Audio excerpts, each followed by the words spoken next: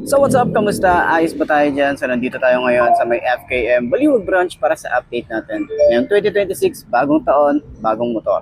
So available nga po dito ng FKM Hunter 150. Kung mahilig ka sa ADB style, baka ito na yung hinahanap mo. Tara, samahan niyo ako. Alamin natin yung presyo at yung specification kung sulit na bang bilhin ngayong 2026. Tara, buka ka ron na natin. Ayos na ayos siya.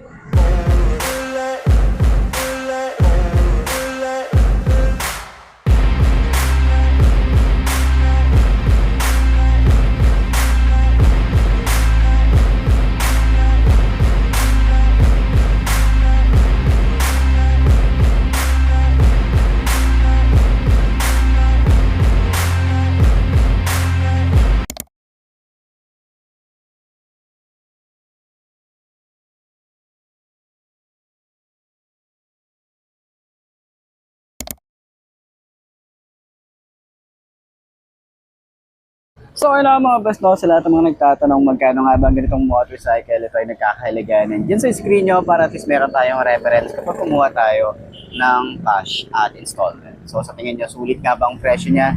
Comment nyo naman yan at para sa lahat ng mga nakagamit na ng ganitong motorcycle, baka pwede nyo i-share dyan sa comment section. Anong nga ba yung mga naging experience nyo sa motorcycle ito? Ayos na ayos yan.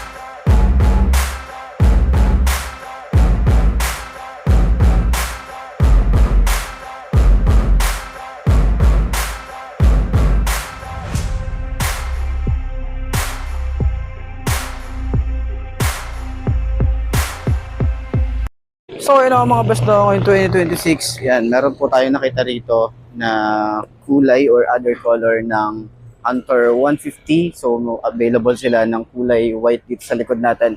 And kung makikita nyo na sa likod natin yung kulay white at ito yung pangalawang kulay, yung kulay green na glossy finish. So ngayon ko lang din na vlog to, yung kulay white na vlog na natin last time and sa iba pang mga unit na nandito. Okay, so yan, ang nagustuhan din natin dito, kakaiba talaga. Yung headlight na ito, medyo may pagka BMW daw yung datingan na ito.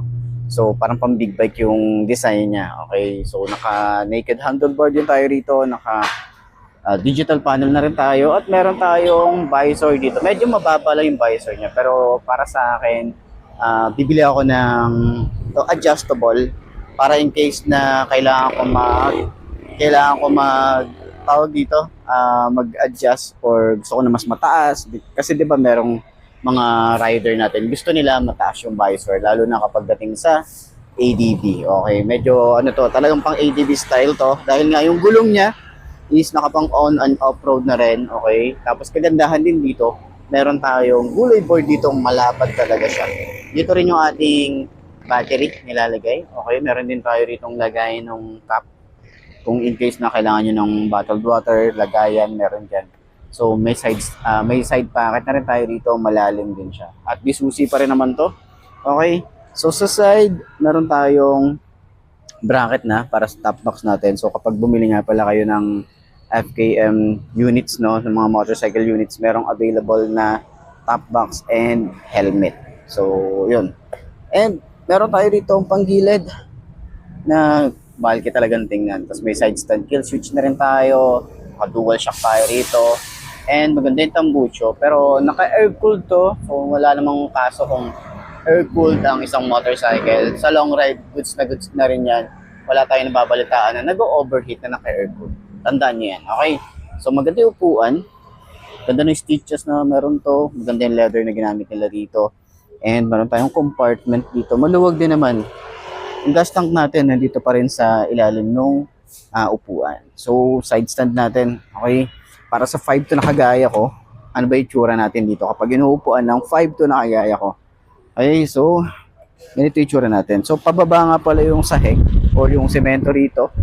para lung sa kaalaman nyo, no? So, ayan, abot natin dito sa side. Dito naman is tingkayad kasi nga hindi pantay yung floor. So, rate natin yung shock. Okay, maganda yung shock. Okay, nasa 9/10. Ganun siya kaganda. Okay. So, turning radius niya sobrang lawak na, no? Okay, konti na lang space natin dito. Ayan, so kung uusad pa tayo rito, kung regular na upo natin, ayan, mayroon tayo space pa rito. Pero sobrang lawak talaga niya. Yung shock naman sa likod, i-rate natin siya mga 7.5. Ganun yung rate niya para sa akin. So, medyo maarte tayo pagdating sa likod. So, ayan. Kita nyo naman yan. Napaka-komportable lang. Legroom natin dito. Meron pa tayo space. Sobrang lawak talaga nung ating gulay board natin dito. Kaya medyo bukaka talaga tayo rito. Ganyan, bukaka tayo. OBR, ayan, makapal yung foam na ginamit ng upuan dito. Tapos malambot siya, masarap siya sa puwet. Okay? So, ayan, sa tingin nyo, sulit nga bang bumili ng FKM Hunter 150 ngayong 2026? Comment nyo naman yan. At dun sa lahat ng mga nakagamit na ng ganitong motorcycle, pwede nyo i-share dyan sa comment section. Ano nga ba yung mga naging experience nyo sa motorcycle na to para at least dun sa lahat ng mga gustong bumili ng ganitong motorcycle, meron silang idea and kung ano ba yung mga naging issue, paano na-resolve. So yun, comment nyo lahat yan. Okay, available po yung comment section natin sa lahat ng comment. Okay?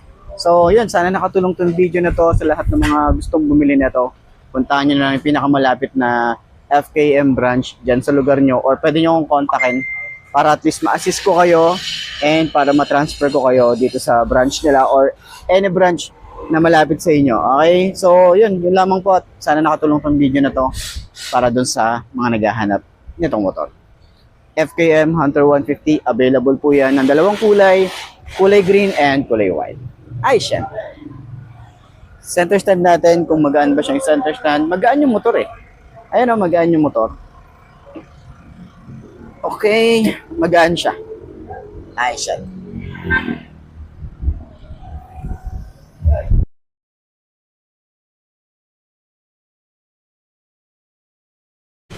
So yun nga, available nga po dito sa FKM Baliwag branch itong Hunter 150. Mahilig ka sa mga ADB style, pwede ang isang tara, ikutan natin doon sa lahat ng mga gustong bumili ng ganitong motorcycle. Available po sila at pwede nyo akong kontakin sa aking Facebook page na iMark Moto 2.0 para doon sa pag-assist ko sa inyo, assist ko kayo rito pagdating sa FKM din, okay? Para at least tulong natin dito kalapos. And syempre may kapalit naman din yun, di ba? So, kapag mayroon tayong nabenta, meron tayong commission, so tulong nyo na rin din sa akin yon para at least kumita naman tayo at mas maganda pa yung mga video na ipapakita natin. So, ayan. Meron tayo ritong windshield. Clear naman yan. Ayan, kita nyo naman yan. Okay. Yung iba, bumibili ng aftermarket, yung merong adjustable. Dahil nga, yung iba talaga, gusto nila is mas mataas, mas mababa. So, gusto nila na-a-adjust. Meron tayong signal light dito, nasa taas naman yan. LED na rin yan. Maganda yung headlight natin dito, kakaiba din. Naka-projected lamp tayo. Daytime running light. Maganda yung design dito. Ma-appreciate mo talaga yung mga design na ganyan. And meron tayong parang nguso niya.